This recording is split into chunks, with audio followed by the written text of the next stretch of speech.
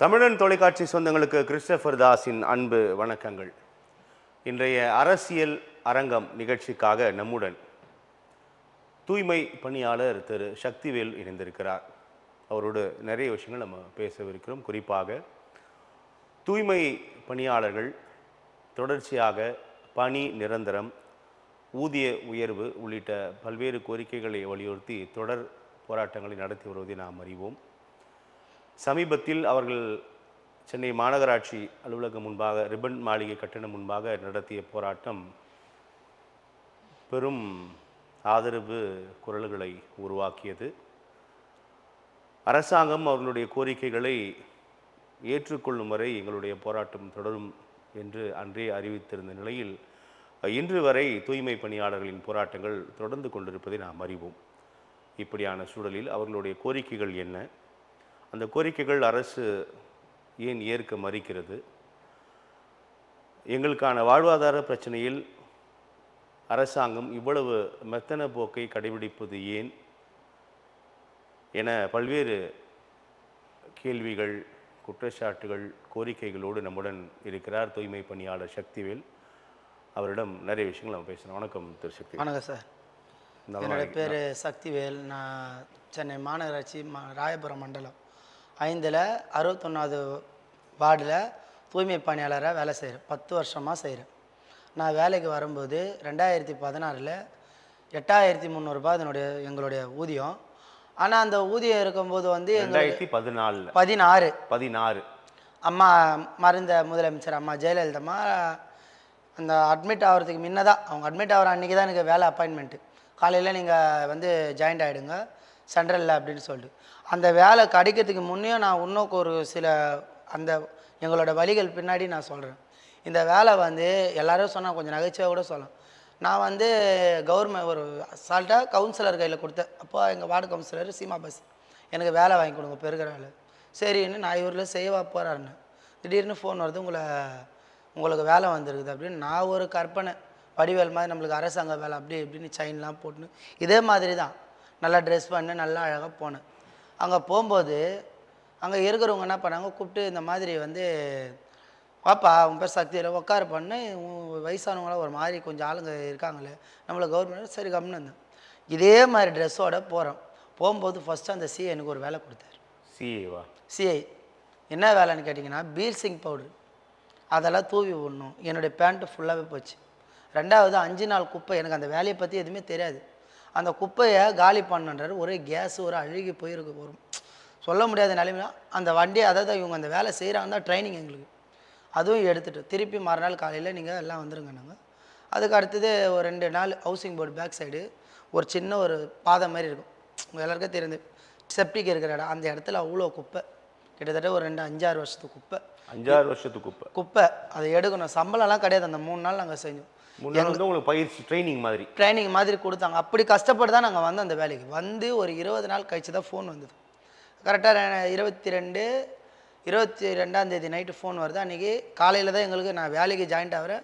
First பேப்பரில் news, முதலமைச்சர் மருத்துவமனையில் அனுமதி. அதுக்கு அடுத்தது 3 மாதம் அதுக்கு அடுத்து ஒரு நிகழ்ச்சி நடந்தது, பண மதிப்பிழப்பு. இதுவும் அந்த கஷ்டத்துலேயும் எங்களுக்கு கஷ்டம்தான். 3 மாதம் சம்பளம் இல்லாத வருதா புயல் அது இதுன்னு ரொம்ப கஷ்டப்பட்டோம். வேலைலாம் செஞ்சோம். அப்போவும் எங்களுக்கு அதுக்கு அடுத்தது என்ன, அந்த 3 மாதம் சம்பளத்துலேயும் என்னங்க சார் நாங்கள் 30 நாள் வேலைக்கு வரோம். இல்லை உங்களுக்கு மாதம் 26 நாள் தான் சம்பளம், நீங்கள் வந்தாலும் வரலனால கிடையாது. சரி என்ன பண்ணல, 30 நாள் நீங்கள் வந்தாலும் 26 நாட்களுக்கு சம்பளம் தான், ஐம்பதாக கொடுப்போம். வந்தாலும் வரலன்னு பரவாயில்ல, புரியல. 26 நாள், அதாவது உனக்கு வேலை நாங்கள் 26 நாள் தான் மாநகராட்சி தரப்பில் தருவோம். 4 நாள் வந்தாலும் கிடையாது, வரலனாலும் கிடையாது. ஒப்பந்த அடிப்படை கான்ட்ராக்ட் லேபர்ஸ். நீங்கள் NULM தேசிய மகாத்மா காந்தி தேசிய நகர்ப்புற வேலைவாய்ப்பு திட்டம். அதுக்கு முன்னாடி சுலாப் இருந்தது. அதுக்கு அடுத்து ஸ்வர்ண ஜெயந்தி எங்களுக்கு முன்னே இருந்தாங்க. அடுத்து அந்த ஸ்வர்ண ஜெயந்தி பேட்சை கழிச்சிட்டு அம்மா முதலமைச்சர் அம்மா வந்து NULM ஸ்கீம்னு அதை போடுறாங்க. அதன் அடிப்படையில் நாங்கள் எங்களுக்கு ஃபஸ்ட்டு கொடுத்தாங்க சம்பளம். அப்புறம் ஒருத்தர் அக்கௌண்ட்லேருந்து அதுக்கடுத்து பேங்க் அக்கௌண்ட் IOP ஓப்பன் பண்ண சொல்லி எல்லாருக்கும் வரோம். ஆனால் உண்மையாக சொல்கிறேன் ஐயா, நம்பி உழ வைக்க முடியாத சம்பளம் எங்களுக்கு. மாதம்னு பார்த்தா அது உடனே எங்களுக்கு கிடைக்காது. அந்த சம்பளம் 20, 22, 25 அந்த மாதிரி வந்து நாட்கள் தள்ளி போகும். இப்படி தான் நாங்கள் சம்பளம் வாங்குவோம். வாங்கிக்கினே அதே மாதிரி எங்களுக்கு வந்து இந்த உபகரணங்கள் கை க்ளவுஸு மாஸ்க் அதெல்லாம் இல்லை. யாருன்னா வராங்கன்னா ஏதாவது சொல்லுவாங்க கண் துடைப்புக்கு நடக்கும். இப்படியும் போய் நின்றுச்சு. அதுக்கு அடுத்தது அந்த சம்பளம் எங்களுக்கு உயர்வு எப்படி போடுறாங்கன்னா, அந்த பாதுகாப்பு உபகரணங்கள் வந்து உங்களுக்கு எப்போதும் எப்போ தரது தர மாட்டாங்க, ஆனால் தரணும். கொடுக்க மாட்டாங்க. இது உண்மைதான், இது நடந்தது உண்மைதான். ஆனால் கேட்டால் கணக்கு காட்டுவாங்க. ப்ளீச்சிங் பவுடர் அந்த முக்கியமான டைம் அந்த சார் கொஞ்சம் கையேறிய சார்னா அப்போ கொடுப்பாங்க. யாராவது ஆய்வு பணிக்கு அமைச்சர், சட்டமன்ற அப்போ அந்த நேரத்தில் சும்மா ஒரு முதலமைச்சர், கண் துடைப்புக்கு மாதிரி பண்ணுவாங்க, அப்போ தருவாங்க. அப்போ கொடுப்பாங்க. அப்பதான் தருவாங்க. அதுக்கு அடுத்தது கொரோனா காலம் வந்தது. அப்போ எங்களுக்கு சம்பளம் கொஞ்சம் கொஞ்சமாக ஏறுது. எப்படின்னா 12 மறையாத சொல்கிறேன் சார், ஒரு பிச்சை எடுத்தால் கூட மனசார யாரோ இப்போ நீங்கள் கூட ஒரு 100 ரூபா கூட போடுவாங்க. அது இன்றைய இயல்பு, ஒரு மனிதனோட இயல்பு. ஆனால் அரசாங்கத்தில் எங்களுக்கு போடுவோம் 12 ரூபா, 16 ரூபா, அப்படி தான் நாங்கள் வாங்கினோம். படிப்படி அந்த 8300 நான் வேலைக்கு சேரும்போது, கடைசியாக எடப்பாடி அவர்கள் ஆட்சியை விட்டு இறங்கும்போது எங்களுக்கு சம்பளம் வந்து 11,000 ரூபா தான் இருந்தது, 11,500. அதன் பிறகு வந்து உழைப்பர் உரிமை இயக்கன்றவங்க வந்து வழக்கு தொடர்ந்து நீதிமன்றத்தை நாடி அதில் இது பண்ணி இதில் வந்து நிறைய சம்பள திருட்டு நடந்துன்னு இப்போ தான் எங்களுக்கு நிறைய எங்களை வச்சு எவ்வளோ கண்காட்டி வித்தை காட்டிக்கிறாங்கன்னு எங்களுக்கு இப்போ தான் தெரியுது. நிறைய விஷயம் பண்ணிக்கிறாங்க. அப்படி நாங்கள் புரியல, உங்களை வச்சு பண்ணாங்கன்னா என்ன எங்களுக்கு வந்து என்ன சொல்கிறது, சம்பளம் வந்து எங்களோட ஜீவோவை ஏற்கனவே போட்ட ஜீவோ மறைச்சிருக்காங்க. என்ன ஜீவோ மறைச்சாங்க? அதாவது எங்களுக்கு சம்பளம் 23,000 ரூபான்னு சொல்லிட்டு இதை வந்து எடுத்தவர் யாருன்னா, இன்னும் கொஞ்சம் விளக்கமாக சொல்லுங்க சக்தி. எங்களுக்கு சம்பளம் வந்து இல்லை சார், கரெக்டாக நான் வேலைக்கு வந்து 5 வருஷம் வரைக்கும் 5-6 வருஷம் வரைக்கும் நான் 11,500 ரூபா தான் வாங்கினேன். இப்போ இருக்கிற முதலமைச்சர் ஐயா இருக்காரு, சரி, மு.க. ஸ்டாலின் ஐயா இருக்கும்போது இவர் நீங்கள் 2016 பணியில் சேர்ந்து வரும்போது நான் வேலைக்கு வரும்போது 8,300 ரூபா, 8,300 ரூபா. சரி, படிப்படி அதாவது அப்போ அந்த 8,300 ரூபாவே நீங்கள் சொல்கிற அடிப்படையில் அது பொய்யான்னு கேட்குறேன். உண்மையானது வேறையா? இல்லை சார், அது உண்மை. எங்கிட்ட பேங்க் அக்கௌண்ட்டே இருக்கு. இல்லை, நீங்கள் அப்போ 25,000 நம்ம சொன்னீங்களே. அதுதான் சார், அந்த 16 அப்படி இருந்தது. அதுக்கு முன்ன இன்னும் கம்மியாக இருந்தது. படிப்படி அரசாங்கம் ஒரு இந்த மாதிரி நாங்கள் நீதிமன்றம் ஜிஓ பொய்யா இருக்கு, நீங்கள் ஜிஓவை மறைச்சிட்டாங்கன்னு சொல்கிறீங்களா? அது எனக்கு சொல்லுங்கள், எனக்கு புரியல. அந்த ஜிஓ என்னன்னா, இதுக்கு முன்னாடி இந்த ஜிஓ போட்டுருக்காங்க. என்ன ஜிஓ போட்டாங்க? 23,000 ரூபாய் சம்பளம், அதாவது 753 ரூபான்ற ஒரு ஆண்டு. அது எந்த ஆண்டுன்னு எனக்கு சரியா ஞாபகம் இல்லை. இந்த போராட்டத்துக்கு அப்புறம் தான் ஒன்று வந்தது. உங்களை மாதிரி அரசியல் நெறியாளர்கள் எல்லாம் சொல்கிறாங்க இவங்களுக்கு ஜிஓ போட்டிருக்காங்க, இந்த மாதிரி இந்த ஜிஓ மாறிச்சு 753 ரூபாய். அதுக்கு வந்து உழைப்பொரு உரிமை இயக்க மாநில தலைவர் திரு பாரதி அவர்கள் உண்ணாவிரதம் இருந்தார். ஒரு நாளில் 5 நாள் இருந்தார், காலவரற்று உண்ணாவிரதம். அவரை வந்து மாநகராட்சி ஆணையர் மரியாதைக்குரிய ஐயா ராதாகிருஷ்ணன் அவர்கள் வந்து பார்த்து 753 ரூபா போட்டு அது ஒரு வருஷம் தான் ஆச்சு. இப்போ ராதாகிருஷ்ணன் ஆணையராக இருந்தபோது அவர் தான் பண்ணார். இதுக்கு முன்னதாக இதுக்கு முன்னே இந்த இன்னொன்று மரியாதை இந்த பேட்டி வாயிலாக நான் சொல்கிறேன், எங்கள் கான்ட்ராக்டருக்கு வந்து ககன்தீப் சிங் பேடி ஐயா கையிலே சொல்லிடுறாங்க, போட மாட்டேன்ட்டார். அவங்க ஏழைப்பட்டவங்க, எங்களுக்கு வந்து நியூஸு, அதில் நான் கை வைக்க மாட்டேன், அவங்க இல்லாதப்பட்டவங்க அதெல்லாம் வேணாம், அவரை ட்ரான்ஸ்ஃபர் பண்ணிட்டாங்க. அடுத்தது இவரும் எங்களுக்கு இந்த மாதிரி நல்லது பண்ணார், இவரை ட்ரான்ஸ்ஃபர் பண்ணேன். இப்போ இருக்கிற மரியாதை குமரகுரு ஐயா வந்து ஒரு மக்கள், அவரோ ஒரு தமிழர் தான், தமிழ்நாட்டில் பிறந்தவர் தான், ஆனால் அவர் தமிழ்நாட்டுக்கோ தமிழர் நலனுக்கோ எதுக்கோ அவர் நிற்கலை. அவருடைய நலனெல்லாம் கார்பரேட் கம்பெனிக்கு. ராதாகிருஷ்ணனும் ககன்தீப் சிங் பேடியும் ஆதரவாக இருந்தாங்க, நியாயமாக நேர்மையாக இருந்தாங்க. எங்களுக்கு இது பண்ணல. அந்த உழைப்பர் உரிமை மாநில தலைவர் நேரடியாக வந்து பார்த்து இது பண்ணார். எங்களுக்கு இன்னொன்று ஒரு மறைமுகமான செய்தி தொகுப்பூதியம். அவங்க பண்ண நன்மைகள் என்ன? ககன்தீப் சிங் பேடியும் ராதாகிருஷ்ணனும் நேர்மையாக இருந்ததாக சொல்கிறீங்க. உங்களுக்கு என்ன, எந்த அடிப்படையில் ஆதரவாக இருந்தாங்க, என்ன பண்ணாங்க, என்ன நல்லது? எங்களுக்கு வந்து இந்த பேட்டரி ஆட்டோ கொடுத்தாங்க. அதுக்கு அடுத்தது வந்து யூனிஃபார்ம் இப்போ மாற்றினாங்க எங்களுக்கு. இந்த கொடுத்தாங்க சார், இப்போ தான் நீல கலரில் பேண்ட் ஷர்ட் மாதிரி மாநகராட்சி சிம்பிள் போட்டு, அதை நான் வாழ்நாளில் பெருமையாக நினைப்பேன். ஏன் சொல்கிறேன்னா, எல்லாரும் இந்த வேலையை என்னவோ நினைப்பாங்க. நான் மனசாட்சியோடு சொல்கிறேன், இந்த வேலையில் இன்றைக்கி நாங்கள் வந்து இந்த தனியார் மயத்தோட துணி கூட நாங்கள் போட மாட்டேன்றோன்னா, அந்த துணி வந்து எப்படி அது அழுக்காக இருந்தால் கூட இந்த மாநகராட்சியோட ஒரு சிம்பிள் இருக்கும். அந்த சிம்பிள் வந்து நிறைய பேருக்கு தெரியாது. சேரன், சோழன், பாண்டியன் மூவேந்தரோட சின்னங்கள் இருக்கும், அதுதான் மாநகராட்சி. அந்த மாநகராட்சிக்கு நாங்கள் சேவையாக தான் செய்கிறோம். அதன் பிறகு வந்து நாங்கள் பணி நிரந்தரம் அது இதுன்னு பல்வேறு கட்ட போராட்டம் பண்ணோம், எல்லாம் பண்ணோம்.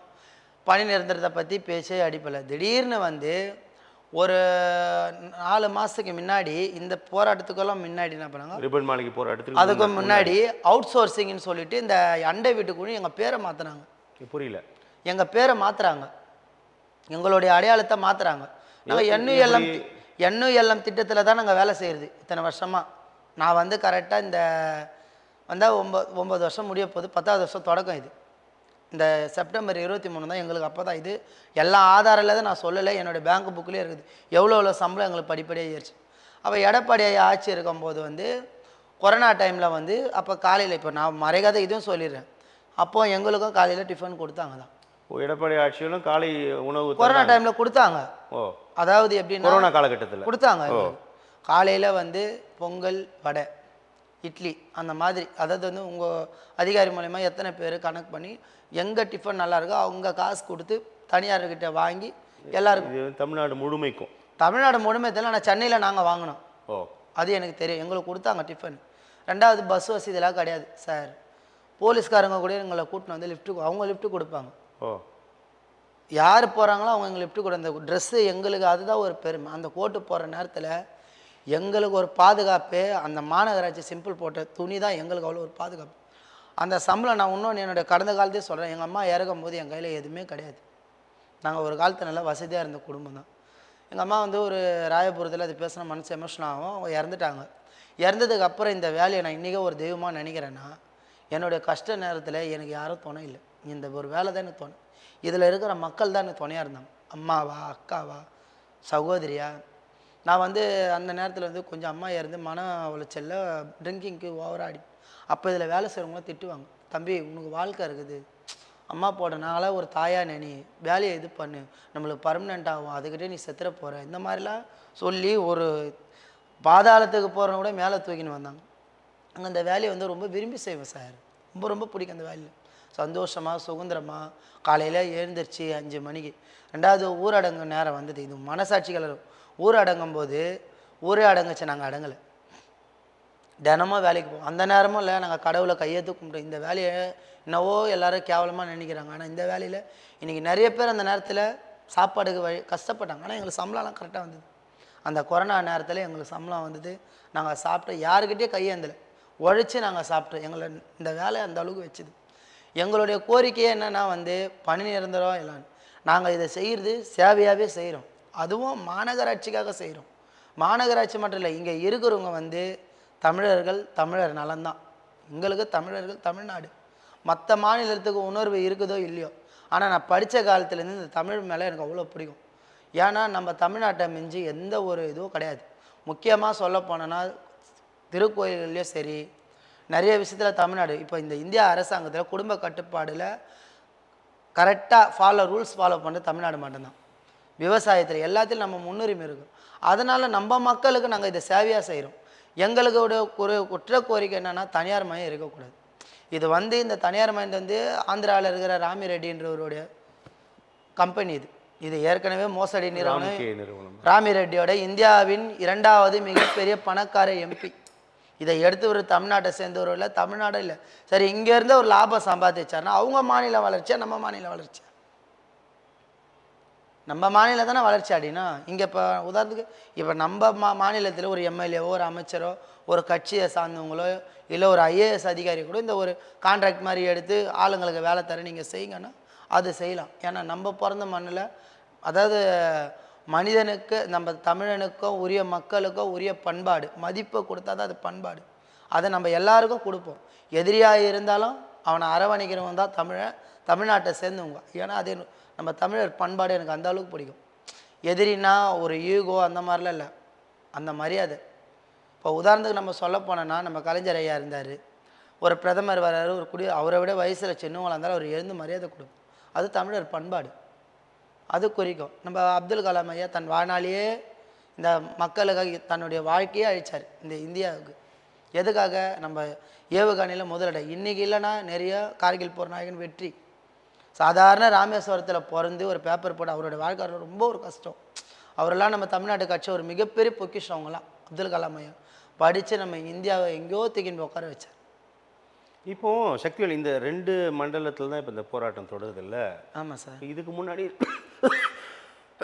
மற்ற மண்டலங்களில் வந்து இந்த அதாவது வந்து ஏற்கனவே கொடுத்துட்டாங்க, 2011 எதிர்ப்பு உருவாகல. ஏன் அதை தெரிவிக்கிறீங்கன்னு சொல்றாங்க. 2011 வந்து தனியார் மயம் வந்து அந்த பக்கம் நடக்குது. இந்த சோழிங்கநல்லூர் அந்த பக்கம் இருக்கிற ஜோன்ஸ் எல்லாம் வந்து எடப்பாடி ஆட்சியில் வர்றாங்க 2021. அப்போ வந்து எங்களுக்கும் வந்து சென்னை மாநகராட்சி தான், அப்போ தாம்பரம் மாநகராட்சி அப்போ அது உயர்த்தப்படலை இல்லையா இந்த சைடு. அப்போ அது இப்போதான் போட்டாங்க. இப்போ இந்த இதில் சென்னை மாநகராட்சி தான். சோழிங்கநல்லூர் பகுதியெல்லாம் அங்கே இருந்து ஜோன்ஸ் எல்லாம் வந்து அர்பாசர் கம்பெனிக்கு தனியார் மயம் முதலமைச்சர் எடப்பாடி ஐயா வந்து செய்கிறார். அப்போ வந்து எதிர்ப்பு அழைப்பு இருக்குது. அங்கே இருக்கிறவங்க வழக்கம் தொடரலை, எதுவும் பண்ணலை, சில பேர் விட்டுட்டாங்க, போராட்டங்கள் அந்த அளவு அவங்க பண்ணலை. எங்களுக்கு அவர் என்ன சொல்கிறேன்னா, மண்டலம் 5, 6 எல்லாம் வந்து இங்கே நிரந்தர பணியாளர் அங்கே இருக்கிறவங்க இங்கே போட்டு இங்கே நீங்களாம் போய் ராம்கியில் வேலை செய்யுங்க, இங்கேருந்து நீங்கள் திருவற்றூர் அந்த பக்கம் போகும்போது எதிர்ப்பலை. அன்னைக்கு 19/1/2020 மாண்புமிகு முதலமைச்சர் ஐயா, இப்போ இருக்கிற ஒரு பெரியவர் ஐயா என்ன பண்ணார், அப்போ எதிர்கட்சி தலைவர் நேரடியாகவே அவரே இப்போ ஒரு கடிதத்தை கொடுக்குறாரு. மாநகராட்சி ஆணையாளர்கள் 10-12 ஆண்டுகளாக பணி புரிஞ்சவங்கள 12,000 பேரை வேலையை விட்டு நல்ல நிர்வாகத்திற்கு தப்பு, நல்ல நிர்வாகத்துக்கு இது இல்லை, இவங்கள நீதிமன்றம் நாங்கள் ஏற்கனவே வந்து உழைப்போர் உரிமையத்துக்கு இன்னும் ஒரு வழக்கு போட்டோம். அது வந்து அனைத்து துறை ஊழியர் சங்கம்ட்டு 1000 ரூபாய் வாங்கினோம். இது வரைக்கும் அந்த கேஸு என்ன நடந்ததுன்னு கூட எங்களுக்கு தெரியாது. அந்த கேஸ் என்னதான் ஆச்சுன்னா 1000 ரூபாய் கொடுத்து போட்டு மாரி வழக்கு தொடருங்க அப்படி இப்படின்னு இதுக்கு முன்னாடி. அதுக்கடுத்து உழைப்போர் உரிமைக்கு வந்து இவங்க இந்த போராட்டம் 753 ரூபா 2016 இது 21க்கு அப்புறம் இவர் என்ன பண்ண அன்றைக்கி வாக்குறுதி கொடுக்குறாரு.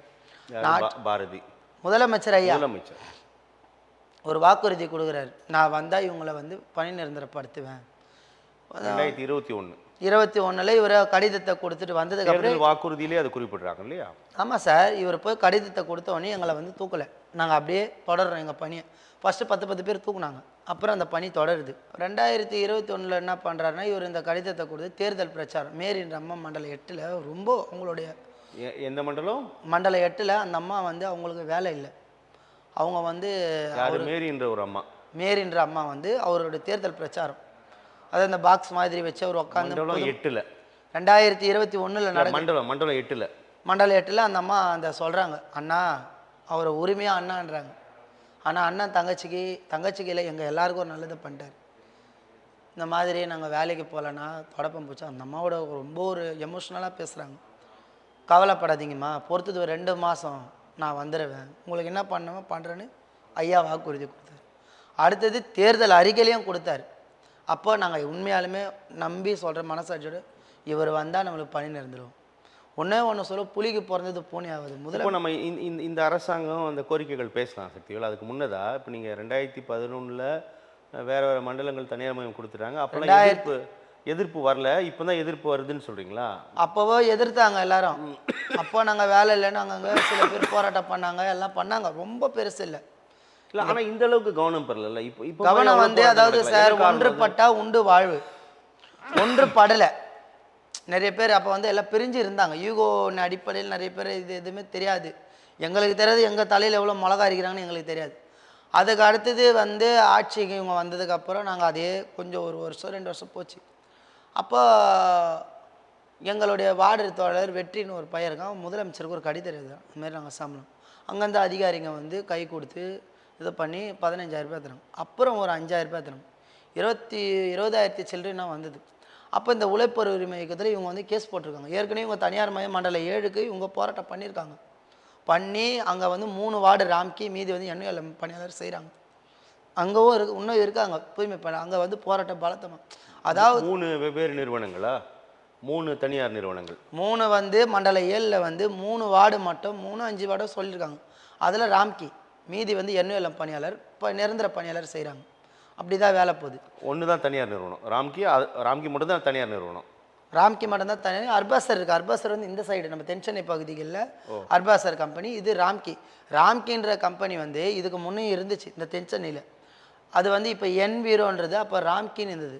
ஆனால் அது ரெண்டும் ஒன்று தான், ஒரே கம்பெனி தான். அதுதான் சார் MSWன்ட்டு நம்ம டெல்லியில் வந்து இவங்க பர்மிஷன் MSW என்னவோ ராம்கின்னாவுன்னு பேரை மாற்றி வாங்குறாங்க கான்ட்ராக்ட். MSWன்னு அங்கே இருக்குது, இங்கே ராம்கி என்வேரோ சொல்யூஷன்ஸ். இந்த என்வேரோ சொல்யூஷன் வந்து இவங்க பேரை மாதிரி இவங்க பண்ண சில ஊழல் திருட்டுகளும் இருக்குது.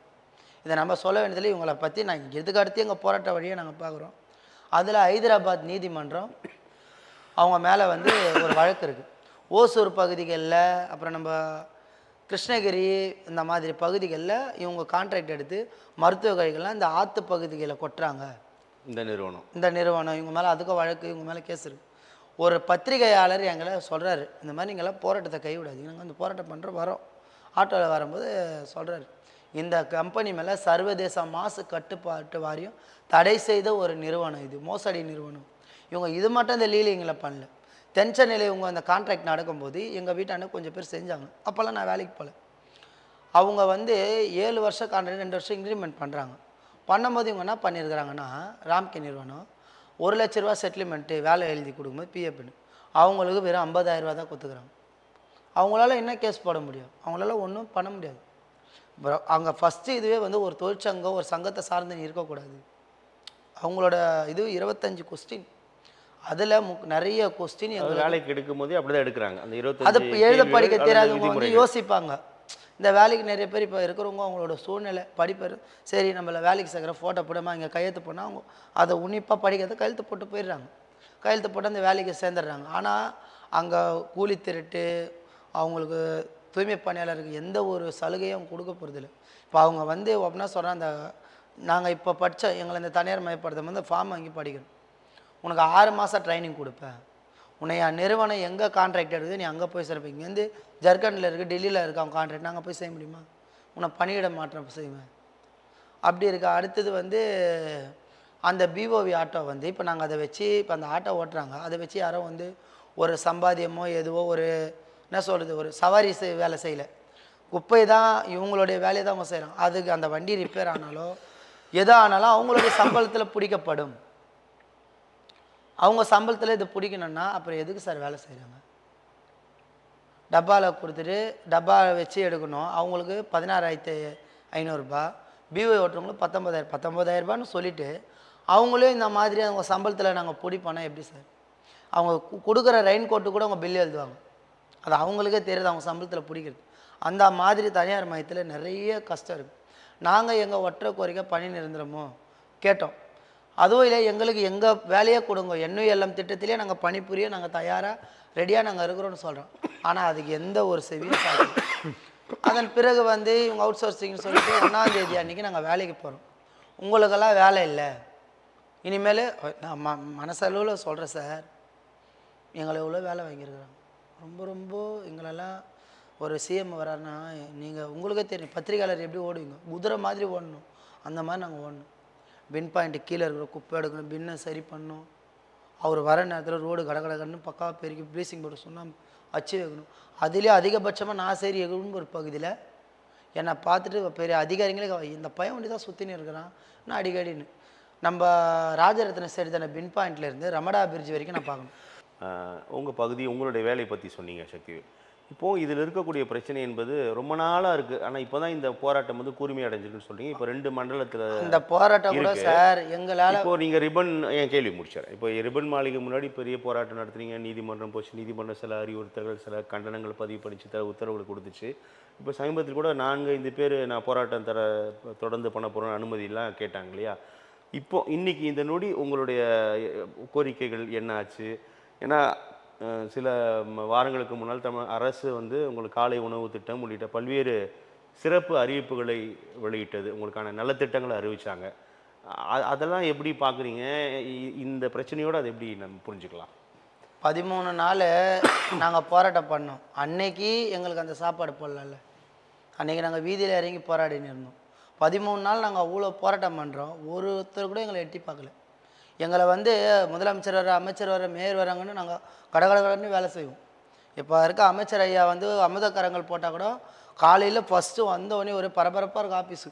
சீக்கிரம் போ பகுதி ஃபோன் பண்ணுற வட்டச்செயலில் ஃபோன் நீ போனால் டக்குன்னு முடியும்னு ஒரு 2 லேடிஸாக ஆட்டோவில் எங்கள் உயிரை கூட இந்த நேரம் நினைக்க மாட்டோம். கடகடன்னு போயிட்டு அந்த இடத்த க்ளீன் பண்ணி அங்கே அச்சு சுண்ணாம்பெல்லாம் போட்டு ரெடி பண்ணி அவங்களுக்கு பக்காவாக கொடுத்துருவோம். இப்படியெல்லாம் நாங்கள் கஷ்டப்படுது யாருக்கு? அரசாங்கத்துக்காக பண்ணோம். மக்களுக்கு கொரோனா டைமில் கூட நாங்கள் அவ்வளோ கஷ்டப்பட்டோம். மழை டைமில் இன்னொன்று சொல்கிறேன் சார், செய்தித்துறையில் இருக்கிற எல்லாருக்கும் ஒரு விஷயம் நல்லா ஞாபகம் இருக்கும்.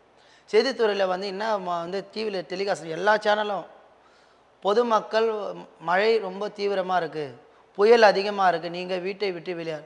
ஆனால் நாங்கள் வந்துருக்குறோம்ல, அந்த மழையிலே எங்கள் உயிரை நாங்கள் பணைய வைக்கிறோம்ல, வச்சு வேலை செய்வோம். மரம் இடிஞ்சு விழும் எவ்வளோ நேரம். ஆனால் எங்களுக்கு கடவுள் தான் தோணும். அந்த நேரம் நாங்கள் கடவுளை தான் நாங்கள் நினைப்போம்.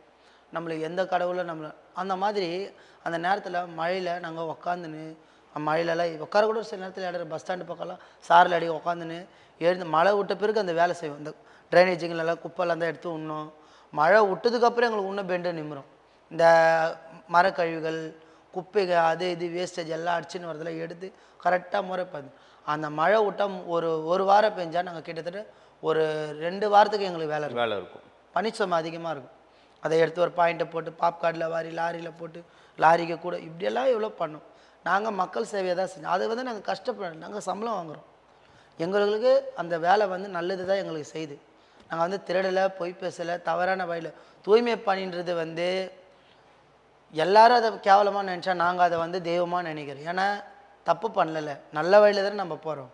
அப்படி நாங்கள் எல்லாமே போனோம். இதில் அது மட்டும் இல்லை சார், இதில் நிறைய பேர் விதவை தாய்மார்கள், புருஷன் சரியில்லாதவங்க, குடிக்காரங்க, அவங்களாம் அந்த வேலை செய்கிறாங்க. நான் ஒன்றே ஒரு ஒரு கேள்வி கேட்குறேன். முதலமைச்சர் கலைஞர் ஐயாவை வந்து முன்னாள் முதலமைச்சர் கலைஞர் ஐயா வந்து ஒரு கேள்வி கேட்குறாங்க. விதவைக்கு எப்படி பொட்டு வைக்க முடியும்? அதுக்கு அவர் ரிட்டன் ஒரு ஆன்சர் சொல்கிறார். கைம்பெண்ணுன்னு சொல்லிப்பார், 2 பொட்டு வைக்கலாம்.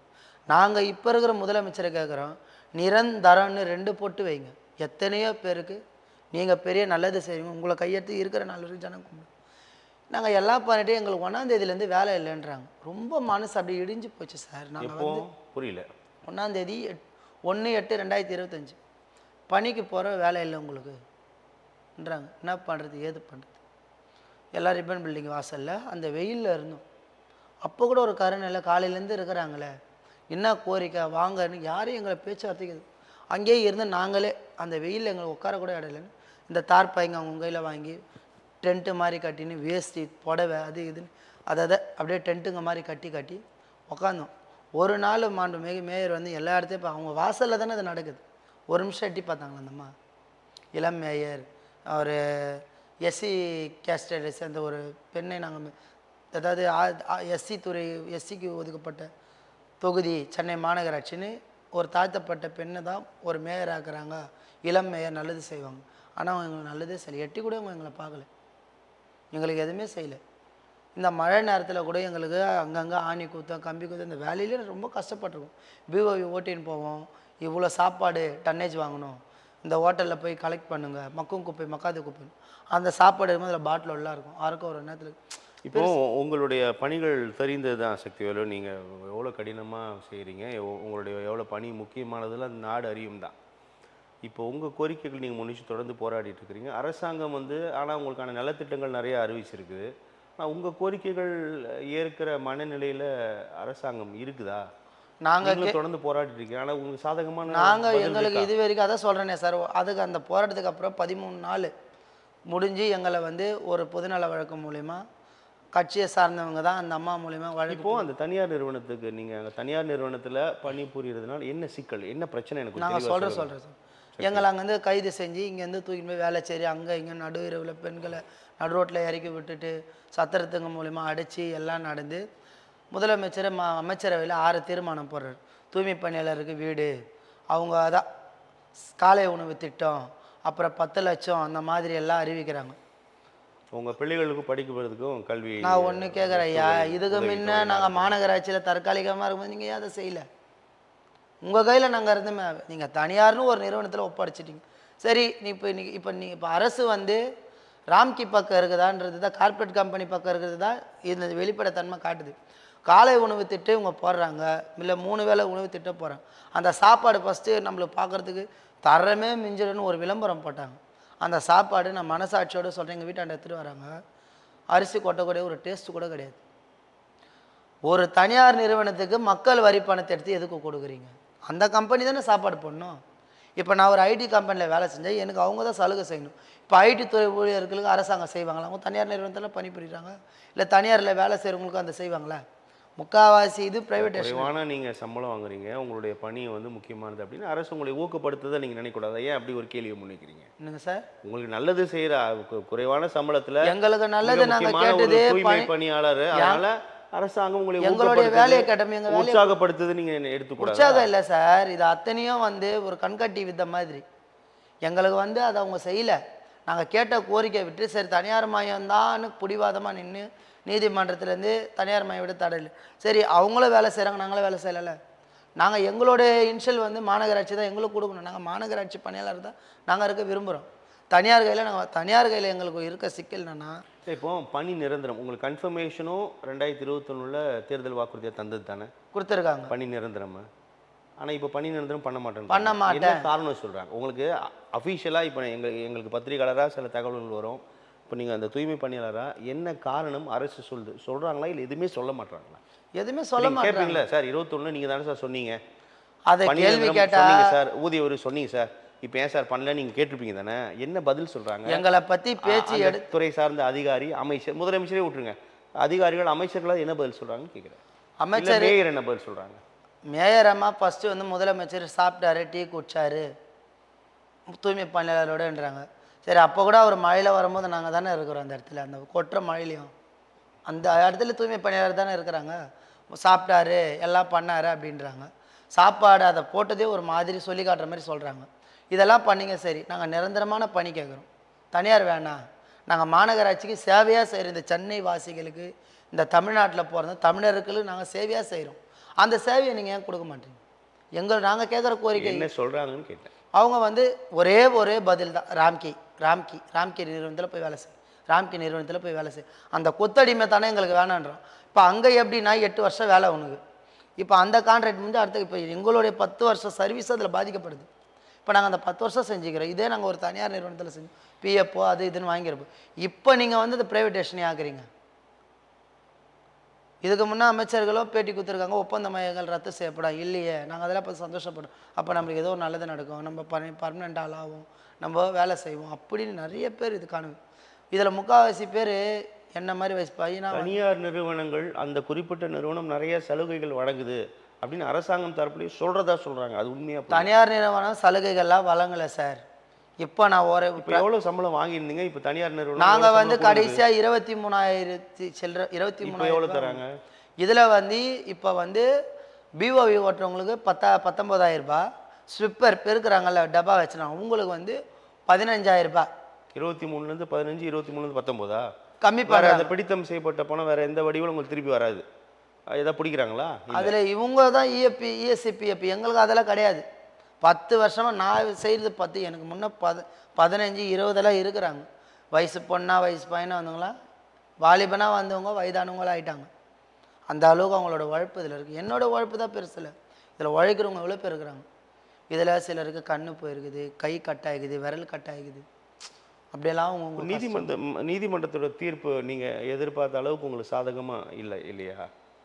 நீதிமன்றத்தோட தீர்ப்பு கேட்குறேன். நீதிமன்றத்தில் அதுக்கு முன்னும் மாண்புமிகு நீதிபதிகள் வந்து எங்களுக்கு சம்பள உயர்வுக்கெல்லாம் எங்களுக்கு முக்கால்வாசி நீதிமன்றம் இருந்தது. இப்போ வந்து ஆட்சி அதிகாரம் எல்லாருக்கும் தெரியும், அவங்க கையில் இருக்குது. அதனால் நீதிபதிகள் வந்து 2 பக்கமாக தரப்பில் தான், அதாவது மரியாதைக்குரிய உழைப்பெருமிகு மாநில ஆலோசகர் ஐயா குமாரசாமி அவனு தான், அறம் பிழறாவிட்டாலும் நீதி சற்று சரிக்கி விட்டது. இந்த தொழிலாளி வர்க்கத்துக்கு நீதிபதி ஒரு குட்டு வச்சுருக்காங்க, சம்பள திருட்டு அது இதுன்னு. இவங்க ஃபஸ்ட்டு சொல்லிவிட்டு சில பேருக்கு 18,000 ரூபா தான் வந்துருக்குது, 23,000 ரூபா வரல. அதாவது அந்த சம்பளத்தை வந்து அந்த தனியார் நிறுவனம் தான் போடணும், மாநகராட்சி எதுக்கு அதில் அவங்க 200 ரூபா எடுத்து போடணும்? அவன் வந்து 561 ரூபா தான் நான் கொடுப்பேன்றான், நாங்கள் 761. மாநகராட்சி உங்களுக்கு எந்த சம்மந்தமும் இல்லையா? எங்களை தான் கிடையாது. அந்த தனியார் நிறுவனத்தில் போய்ட்டு மாநகராட்சிக்கு நீங்கள் 100% சொல்கிறேன், ராம்கியோ அர்பேசர்லையோ போயிட்டா அவங்க ஒரு தனியார் பணியாளர் தான். இப்போ நீங்கள் சக்திவேல் வந்து நீங்கள் அதில் போயிட்டீங்களா, இல்லை இப்போ நீங்கள் உங்கள் நிலைப்பாடு நான் போகல? அப்போ எப்படி உங்களுக்கு சம்பளம் யார் தர? இப்போ எனக்கு சம்பளமோ இல்லை சார், 4 மாதம் வேலையும் கிடையாது, ரொம்ப கஷ்டம்தான். அதை ஒத்துக்கிட்டா நீங்கள் போயிருக்கலாம், ஒத்துக்காமல் இருக்கீங்க. எங்களுக்கு தனியார் மயம் வேணாம், அப்படி வந்து நம்ம மனசாட்சிக்கு நாங்கள் எவ்வளோ பேர் இப்போ சக்திவேல் மாதிரி எவ்வளோ பேர் இருக்காங்க, எவ்வளோ பேர் போயிட்டாங்க? ஒரு சிலர் வந்து எத்தனை பேர் இருக்காங்க பணியாளர்? இதில் வந்து 1953 பேர். சென்னை மட்டும்? சென்னையில் 2 மண்டலத்து பணியாளர்கள். 2 மண்டலத்தில் மட்டும்? மொத்த மண்டலங்கள் எத்தனை பணியாளர் இருக்காங்க? அது எனக்கு தெரியல. அது வந்து ப்ரைவேட்டேஷன் இருக்குல்ல, நிறையா நிரந்தர பணியாளர்கள் இருக்காங்க. அதில் எங்களதில் இப்போ நிரந்தர பணியாளர்கள்லாம் தூக்கி அடுத்த ஜோனில் அந்த வேலைக்கோ இல்லைன்னா இருந்த இடத்துல ரோட் டிபார்ட்மெண்ட் சாலை பணிகளுக்கு அமைச்சிட்டாங்க. அந்த அளவுக்கு ராம்கி நிறுவனத்துக்கு அரசாங்கம் அந்த அளவுக்கு இறங்கி வேலை செய்கிறாங்க, அமைச்சர்களும் வேலை செய்கிறாங்க. அந்த ராம்கி நிறுவனத்துக்கு அந்த அளவுக்கு உடன்பாடு. மக்கள், அதாவது மன்னன் எவ்வழியோ மக்கள் அவ்வழி, மக்கள் எவ்வழியோ மன்னன் அவ்வழி, அப்படி இருக்கணும். நம்ம உதாரணத்துக்கு சொன்னப்போனால் மனுநீதி சோழன் எடுத்துக்கலாம். இந்த அளவோ அவர் பேர் இருக்குதுன்னா நியாய நீதி நேர்மை எல்லாருக்கும் ஒன்று. தான் மகன் தப்பு பண்ணாலும் அந்த பசு கேட்டதுக்கு நியாயத்தை அவர் கரெக்டாக சொன்னார். உன் குழந்தைய என் பையன் ஏற்றி என் பையனை நான் ஏற்றி சாவ வச்சார், அதுதான் கடவுளே காட்சி கொடுத்தது. இன்றாலும் ஆனால் எங்களுக்கு அந்த மாதிரி நீதி எதுவும் கிடைக்கல. ஒரே ஒரு பதில் தான், நாங்கள் எல்லா கோரிக்கை கேட்டாலும் தனியார் மயம். இப்போ உதாரணத்துக்கு சொல்ல போனோன்னா, நம்ம போராட்டம் பண்ணுறாங்க, இந்த 13 நாளுக்கு அடுத்தது பேச்சு உரிமை பறிக்கப்படுது, எங்கேயோ மீட்டிங் போடுறோம், எங்களுக்குள்ள நாங்கள் சந்திச்சாலும் கைது நடவடிக்கை. எங்கே போய் ஒரு சிலைங்க கிட்ட மனு கொடுக்க உங்களுக்குள்ள சந்திச்சா கூட அதுக்கு அனுமதி இல்லையா? அதுவும் எனக்கு புரியல. அதுவும் எப்படி தடை பண்ண முடியும் சக்தி? நாங்கள் மேதின பூங்கால நம்ம ஆளுங்கெல்லாம் எப்படி இருக்கிறாங்க, எல்லாம் இந்த அரெஸ்ட்டுக்கு அடுத்தது என்ன அடுத்த கட்ட நடவடிக்கை எல்லாம் இன்னும் யார் யார் வேலைக்கு போய்க்கிறாங்க சந்திக்க வரோம். அப்போ எங்களை வந்து கைது நடவடிக்கை நடக்குது, அந்த மேதின பூங்காவிலேயே கைது செய்கிறாங்க. செஞ்சு இப்போ எங்களை இங்கெல்லாம் இருக்கிற வேளச்சேரி, தாம்பரம், அந்த மாதிரி சைடு, பள்ளிக்கரணை, சைதாப்பேட்டை, அந்த மாதிரி ஒரு திருமண மண்டபத்தில் அடைச்சி வச்சு காலையில் கூட்டின்னு போய்ட்டு நைட்டு, காலையில் கூட்டின்னு போயிட்டு நைட்டு. இதுக்கு அடுத்து 13 பெண்கள் போராட்டம் பண்ணுறாங்க. அவங்க வந்து சிலைங்களுக்கு உண்ணாவிரதம், அவங்க வீட்டில் ஃபஸ்ட்டு ஒரு உண்ணாவிரதம் நடக்குது குறுக்குப்பேட்டையில், அங்கேயே கைது நடவடிக்கை. எங்கள் வீட்டில் நாங்கள் உண்ணாத கைது நடவடிக்கை, அதாவது அடக்குமுறையை கொண்டு எங்களை அடக்குறாங்க. அங்கே கைது நடவடிக்கை அப்போ 13 பெண்கள் போராடுறாங்க சிலைங்களுக்கு, அங்கேயே அவங்கள தினமும் கைது செஞ்சு இரவில் ஒரு பெண்ணுன்னு கூட பார்க்கல. இந்த பெண்கள் நாட்டின் கண்கள், பெண் தான் எல்லாம், பாரத மாதா, தமிழ் தாய்னு எல்லாத்துக்கும் அந்நியர் தெரிந்துக்கெல்லாம். ஆனால் அன்னைக்கு எங்கள் கூட இருக்கிறவங்களும் தூய்மை பண்ண ஒரு பெண்ணாக மதிக்கல. இங்கேருந்து கைது செஞ்சு நடுராத்திரி 1 மணி பெரம்பூர் இந்த மாதிரி எந்த ஒரு சைடில் கூட்டின்னு போயிட்டு எங்களை வந்து விட்டுடுறாங்க. நைட்டில் அவங்கள இறக்கி விட்டுருது. அப்போ என்ன பாதுகாப்பு? திரும்பவும் அவங்க மறுநாள் பார்க்க அங்கே உழைப்பாளர் சிலையாண்டி உழைப்பாளர் சிலையாண்ட போராட்டம் பண்ணும்போது காலை உணவு திட்டத்தை 3 வேளை சாப்பாடு தரேன், கடலில் இறங்கி போராடுறாங்க, அங்கேயும் எங்களை கைது நடவடிக்கை, அதுவும் 2 பிரிவில். சரி, நாங்கள் அப்போ எப்படி தான் சார் நாங்கள் வாழ வழி? இவங்க ஒரே ஒற்றை கோரிக்கை, நாங்கள் கேட்குற கோரிக்கை அரசாங்கம் எதுவுமே எங்களுக்கு செய்யலை.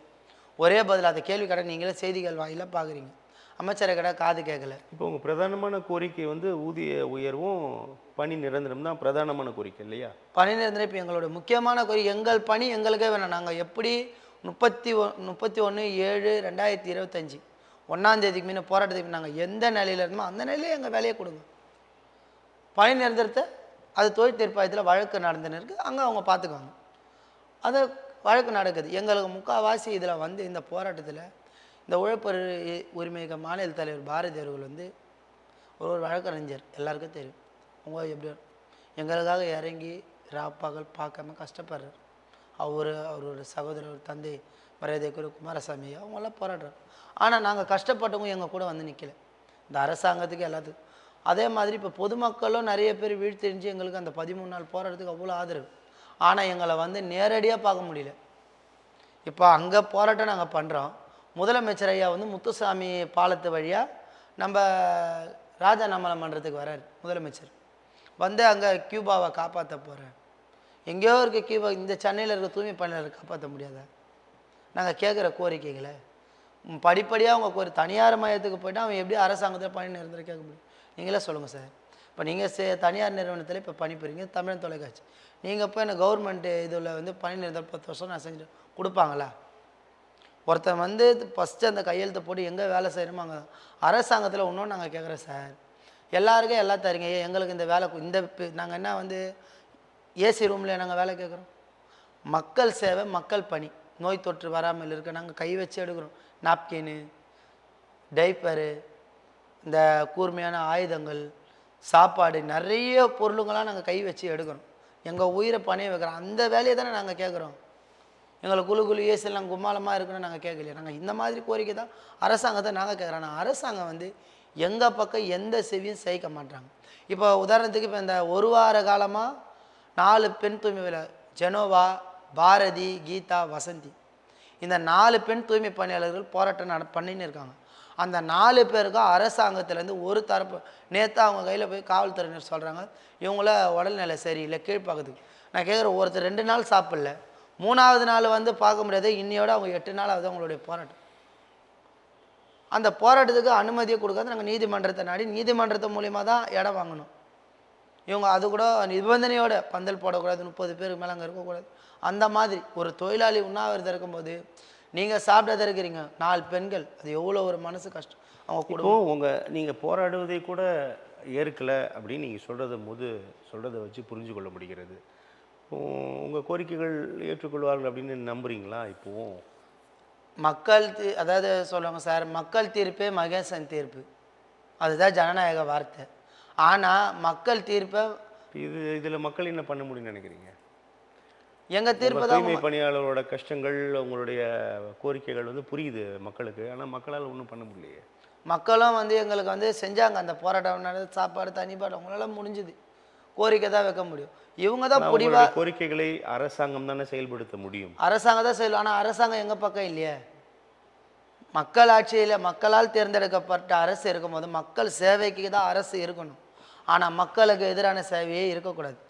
இன்னொன்று அறிஞர் அண்ணா சொன்னோம், அந்த தனியார் நிறுவனம் ராம்கி நிறுவனத்தில் சேராமல் எவ்வளோ பேர் இப்போ உங்களை மாதிரி, அதாவது நான் போக மாட்டேன்னு எவ்வளோ பேர் இருக்கிறீங்க? அதாவது சில பேர் வந்து தன்னுடைய வறுமை சூழ்நிலை, நிறைய பேர் வாடகை கட்ட முடியல, சாமார்த்து வெளியே, அதனால் பெரும்பாலும் போயிட்டாங்களா இப்போ? இல்லை சார் இருக்கிறாங்க. அப்போ அவங்க இருக்கிறவங்களுக்கு வந்து இப்போ வேலையும் கிடையாது, சம்பளமும் கிடையாது. அப்படி எத்தனை பேர் இருக்கீங்க உங்களை மாதிரி இப்போ? அப்படின்னு பார்க்க போனால் ஒரு 200-300 பேர் அதில் போய் சேர்ந்துட்டாங்க. அதாவது வந்து அதில் கொஞ்சம் பேர் வந்து பஃபர்ன்றது எங்களுக்கு அடுத்து இந்த கடந்த ஒரு 6 மாதத்துக்கு முன்ன பணியில் எடுத்தவங்க கவுன்சிலருங்க மூலிமா அவங்களுக்கு வந்து மிரட்டல், டார்ச்சர், என்னால் தானே வேலை வச்சேன், நான் சொன்னால் நீ கேட்கணுன்னு அவங்களுடைய அச்சுறுத்தலுக்கோ பயந்துன்னு சிலர் வந்து தங்களோட குடும்ப சூழ்நிலை, நம்மளுக்கு வேறு வழியில் வாடகை கட்டணும், இப்போ வட்டிக்கு வாங்கணும் கூட சொல்கிறாங்கம்மா, 5 நான் 3 மாதம் எத்தனை மாதம் பொறுக்க முடியும், நீங்கள் அப்போ அந்த அவங்களே சொல்கிறாங்க அதில் போய் செஞ்சுட்டு அந்த சம்பளத்தை வாங்கி எனக்கு கொடு வாடகை. அந்த மாதிரி ரொம்ப பேர் கஷ்டப்படுறாங்க. ஒரு 300 பேர் பார்த்தா எப்படி பார்த்தாலும் ஒரு 1600 பேர் இருக்கிறாங்க. இதில் வேலையே இல்லாத இருக்கிறாங்க. இப்போ எங்களுடைய வார்டில் 72 பேர் நாங்கள் மொத்தம். 1600 பேர் வேலை இல்லாமல் இருக்காங்களா? இருக்காங்க. தனியார் நிறுவனத்தில் சேர முடியாது உறுதியாக இருக்கு. 1600 பேர். இப்போ இந்த 1600 பேருக்கு சம்பளம் கிடையாது, சம்பளமும் கிடையாது, வேலையும் இல்லை. எத்தனை மாதங்களா எப்படி தொடருது? இந்த 4வது மாதம் 1/8/2025 இன்னைய தேதி வரைக்கும் இந்த 8 நாளாக அவங்க உண்ணாவிரதம் இருக்கிறாங்க. காலவரற்ற உண்ணாவிரதம், தன்னுடைய உயிரை பணையம் வைக்கிறாங்க. அப்போவும் அவங்க செவிசாய்ச்சி வரல, எங்கள் பக்கமாக அவங்க வரமாட்டாங்க. என்னடா இது, இவங்க இவ்வளோ போராட்டம், ஒரு மக்கள் தானே இவங்க, ஒரு குடும்பத்தை ஏழப்பட்ட குடும்பம் தானே, நாங்கள் கேட்குறது எங்களை பணி நிரந்தர கூட அப்பாலாது தொழில் தீர்ப்பாயத்தில் இருக்குது, எங்களுடைய பணி எங்களுக்கு கொடுங்க, எண்ணுயலமாக இருந்தோமா அதே நிலையில் கொடுங்க. இப்போ அவங்களும் வேலை செய்யிட்டு நாங்கள் வேலை செஞ்சால் என்ன சார் வரப்போகுது? மண்டலத்தில் போய் நாங்கள் மனு கொடுக்குறோம். இப்போ வந்து நம்ம எல்லாருக்கும் தெரிஞ்சு படத்தில் காட்டுவாங்க, இவர் கையில் ஒரு மனு கொடுப்போம், அமைச்சர் கையில், அவர் பிஏ கையில் கூட, அப்படியே வந்து அது குப்பை தொட்டிக்கு பஜ்ஜி கடிக்கு வரேன். அந்த மாதிரி இப்போ பகிரங்கமாக ஒரு கவுன்சிலர்கிட்ட மனு கொடுக்க போகிறோம், அவங்க ஊரில் இல்லை, இந்த மனுவை நாங்கள் வாங்க மாட்டோம், நீங்கள் உள்ளே வரக்கூடாது, விரட்டி அடிக்கிறாங்க. இப்போ கவுன்சிலர்கிட்ட மனு கொடுத்து என்ன பண்ண போகிறீங்க? எங்களுக்கு பணி வேணும். இப்போ ஒரு மக்களால் தேர்ந்தெடுக்கப்பட்ட ஒரு உறுப்பினர்கள், சட்டமன்ற உறுப்பினர், மாமன்ற உறுப்பினர், பாராளுமன்ற உறுப்பினர் வந்து ஒரு மனு, அதாவது அவங்க கொடுக்கும்போது அதை வாங்கிறது தான் ஜனநாயகம், மரபு, அதை வாங்க மாட்டோம். நீங்கள் கொடுத்துட்டு போனால் கூட நாங்கள் அங்கே தான் வைப்போம். அதெல்லாம் எங்களால் ஒன்றும் பண்ண முடியாது. இப்போ மாநகராட்சி மன்றத்து மூலிமா தீர்மானம் போடுறாங்க, தனியார் மையம் அப்படி இப்படின்ட்டு தீர்மானம் எவ்வளோ எடுக்கிறோம். ஏன் அவங்க கூட இந்த போய் ஒரு அவையில் பேசலாம்ல. இப்போ சிபிஐ, சிபிஎம், அதாவது மார்க்சிஸ்ட் கட்சி, இந்திய கம்யூனிஸ்ட் கட்சி, இந்திய கம்யூனிஸ்ட் மார்க்சிஸ்ட் கட்சி, 2 கட்சி உறுப்பினர்கள் அங்கே வந்து பேசுகிறாங்க. இப்போ சட்டமன்றத்தில் வந்து திரு சிந்தனை செல்வன் போன்றவர்களாம் பேசுகிறாங்க தூய்மை பணியாளர்களுடைய நலனை பற்றி. ஆனால் எங்கள் பக்கம், அதாவது ஒன்றே நாங்கள் முதலமைச்சரை கேட்க விரும்புகிறது, எதிர்கட்சிகள் எங்கள் பக்கம், மக்கள் எங்கள் பக்கம், ஆனால் உங்களுடன் ஸ்டாலின் என்றார், முதலமைச்சர் யார் பக்கம்னு அவர் தெரிவிக்கணும். அவர் வாயால் அவர் சொல்லணும், இல்லை நான் வாக்குறுதி கொடுக்கல. நீங்களே பார்த்தீங்க அன்றைக்கி போய் கேட்குறப்போ வாக்குறுதி அதெல்லாம் எப்போ நாங்கள் சொல்லியே கொடுங்கன்றாங்க, எல்லாம் வெளியே வந்தது, முடியல. எங்களை அந்த மாதிரி வந்து நிறைய கருத்து சுதந்திரம், எங்கே போனாலும் கைது நடவடிக்கை மெயின். இப்போ நாங்கள் 4 பேர் கூட்டினாலும் அங்கே கைது நடவடிக்கை, கூட்டின்னு போய் ஒரு சத்தத்தில் வச்சுறாங்க. இவ்வளவும் பண்ணுறாங்க. இதில் முக்கால்வாசி பெண் தூய்மை பண்ண ரொம்ப மனசு கஷ்டம். அவங்களோட வறுமையில் விளையாடுறாங்க, ரொம்ப வறுமையில் விளையாடுறாங்க. 4 மாதம் பணி இல்லையே, வேலை இல்லையே. ஒரே ஒரு பதில் தான் அங்கேருந்து வருது, ராம்கி பக்கமே தான் அரசாங்கம் நின்று பேசுகிறாங்க. அப்போ இவ்வளோ காலம் நாங்கள் சேவை செய்யலை, இன்றைக்கி ராம்கி வந்து ராம்கி தூக்கி வச்சுன்னு கொண்டாடுறீங்க. அது மட்டும் இல்லை சார், இந்த ராம்கியில் நடக்கிறது அரசாங்கத்தை விட அந்த தனியார் நிறுவனத்தில் நீங்கள் போயிட்டீங்கன்னா இங்கே விட அங்கே நிறைய சலுகைகள் வந்து அவங்க தராங்க அப்படின்னு சொல்கிறாங்களே, அதெல்லாம் ஒன்றுமே இல்லை. அதெல்லாம் போய் தான் சார், அது 100க்கு 100 போய். இப்போ நாங்கள் இருக்கும்போது காலைல 6 மணிக்கு ஒரு 5 நிமிஷம் 10 நிமிஷம் லேட்டு சார், பஸ்ஸு லேட்டு, சரி பரவாயில்ல போய்ட்டு கடகன்னு லேட்டாக வந்துட்டு சீக்கிரம் போய்ட்டு வேலை செய்யணும், எங்களுக்கு கரெக்டாக அனுப்போம். அங்கே அப்படி கிடையாது. காலையில் 5:30லேருந்து 5:45லேருந்து 6 மணிக்கு 15 நிமிஷத்துக்குள்ள எல்லாம் வந்துடணும். 6:05 ஒரு 5 நிமிஷம் லேட்டானாலும் வீட்டுக்கு போ, 5 நிமிஷம் லேட்டானா அனுப்பிச்சிடுவாங்களா? வீட்டுக்கு போ. ஒரு கருணை கிடையாது. அதெல்லாம் சும்மா ராம்கின்றது சும்மா. 2வது பட்சத்தில் வந்து கொத்தடிமை, மெயினானது கொத்தடிமை. நான் சொன்னா நீ செய்யணும், இல்லையா நீ வேலைக்கு வேணான்ட்டு எழுதி போய் HR போய்ப்பார். உங்கள் மேல் அதிகாரி நீ இங்கே பணி இது அவன் என்ன சொல்கிறானோ சூப்பர்வைசர் அதுதான் அங்கே நடக்குது. அங்கே போ, நான் அவரை பார்க்கும்போது நீ இங்கே வேணாப்பா, நீ போய்ட்டு திருவட்டூர் போ, மாதவரம் போ, இங்கேருந்து ட்ரான்ஸ்ஃபர் பண்ணுறதுக்கு வாய்ப்பு இருக்குது. அடுத்தது வந்து நீ எந்த ஒரு சங்கத்தில் இப்போ எங்களுக்கு ஒரு அநீதி நடக்கும்போது ஒரு சில தொழிற்சங்கங்களோ ஒரு அமைப்புகள் இருந்தால் தான் எங்களுக்கு சப்போர்ட்டு. இன்ற அளவும் எங்களுக்கு உறுதுணையாக ஒரு பலமாக முதுகெலும் எப்படி பலமாக இருக்கிறது உழைப்பர் உரிமை இருக்க தான் இது வரைக்கும் எங்கள் கூட அவங்க தான் பயணிக்கிறாங்க. இதுக்கு முன்ன மீதி யாரும் எங்கள் கூட நிற்க. இப்போ எல்லா எதிர்கட்சிகளும் எல்லாரும் எங்களுக்கு ஆதரவு தெரிவிக்கிறாங்க. பொதுமக்கள்லேருந்து எல்லாரும் எங்களுக்கு ஆதரவு தெரியும். நாங்கள் அவ்வளோவும் வந்து போராட்டம் நாங்கள் பண்ணுறோம். போராட்டம் எதுக்கு? போராட்டத்தின் முன்னில் யாராட்டமும் செல்லாது. உண்ணாவிரதம்ன்ட்டு அறவழியில் தான் நாங்கள் போராடுறோம். இப்போ நாங்கள் போராட்டத்தில் வந்து ஏதாவது ஒரு கலவரம் நடக்குதா? கிடையாது. ஆனால் அதை நீங்கள் போராடக்கூடாது. நீ எங்கே உட்காந்தாலும் உன்னை அரெஸ்ட் பண்ணு, உன்னை தூக்கி நான் உள்ள உட்கார. இந்த மாதிரி தான் எங்களை வந்து எங்கள் சுதந்திரத்தை பறிக்கிறாங்க. அப்போ நாங்கள் கேட்குறது இது மக்கள் ஆட்சியா மன்னர் ஆட்சியா? அந்த மாதிரி நிலையில் கொண்டு போகிறாங்க. பார்க்கலாம் சக்திவேல், அரசாங்கம் என்ன நடவடிக்கை எடுக்க போகிறது என்பதை. இப்போ எங்களுக்கு வந்து அரசாங்கம் வந்து மாண்புமிகு முதலமைச்சர் ஐயா வந்து எங்களுக்கு பக்கம் நீங்கள் நிற்கணும், நின்று எங்களுக்கு பழையபடியிலே எங்களுக்கு வேலை கொடுக்கணும். நாங்கள் இருகாரும் கூப்பி கேட்குறோம். எவ்வளோ பேர் உங்கள் அப்பா போட்ட கையெழுத்தால் எத்தனையோ குடும்பம் வாழ்கிறாங்க. நீங்களும் இந்த பேட்டியின் வாயில எங்களை பார்த்துட்டு எங்களுக்கு இன்னும் எங்களுடைய கோரிக்கைகள் எல்லாம் நீங்கள் நிறைவேற்றுங்க ஐயா. எப்போவுமே நாங்கள் உங்களுக்கு சேவையாக இருக்க தான் நாங்கள் இருக்கிறோம் ஐயா. நல்லது சக்திவேல், தொடர்ந்து பார்க்கலாம் என்ன நடக்கப் போகிறது என்பதை. உங்களுடைய வருகைக்கும் கருத்து பகிர்வுக்கும் மிக்க நன்றி. ரொம்ப நன்றி.